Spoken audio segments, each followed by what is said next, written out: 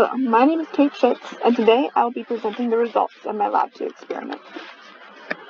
The purpose of this lab was to compare the observational motion of the falling object to a model prediction of the motion. The video of a crumpled piece of paper falling is recorded. The motion is observed through an app called Tracker. Using the data from the observed motion, two computational models were made. One model calculates drag against the object into the results, and one does not. The fundamental principles used in this lab are the momentum principle and Newton's second law.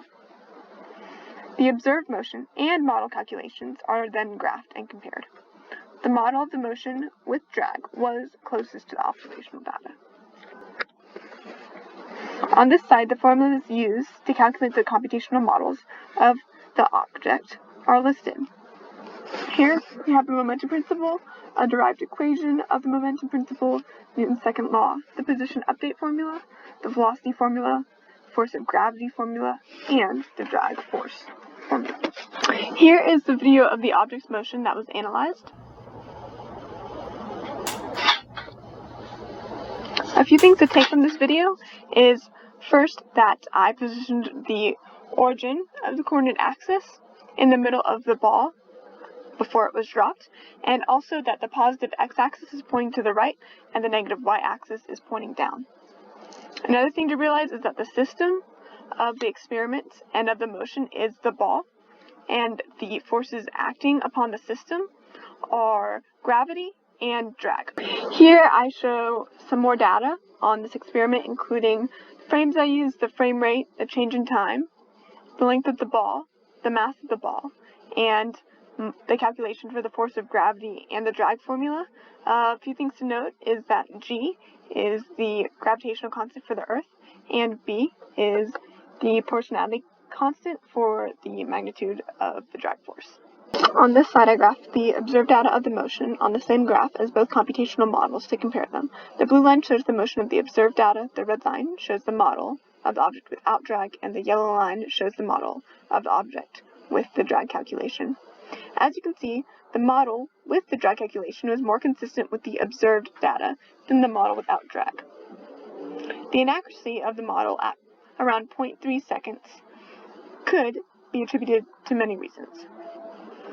One of which would be the odd shape of the ball and its wide surface area.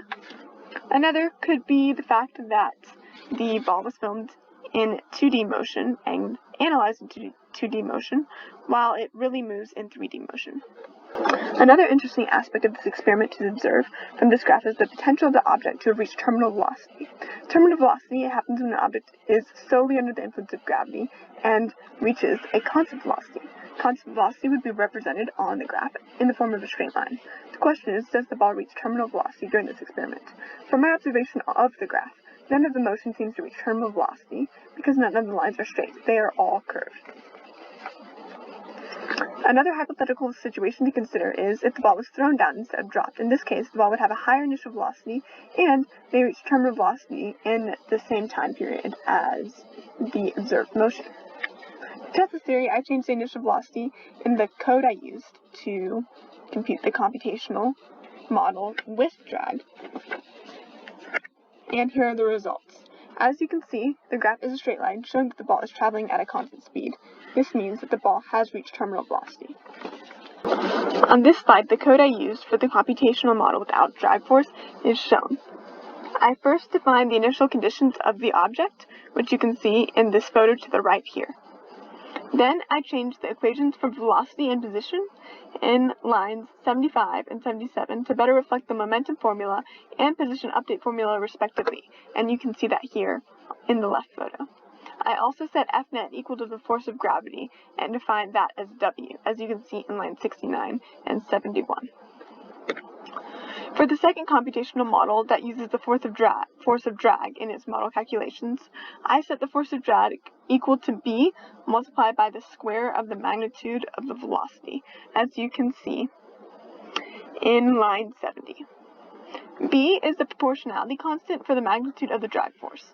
I calculated B by trying different values of B until the program's output for the final time of the object's motion was equal to the observational final time of 0.433.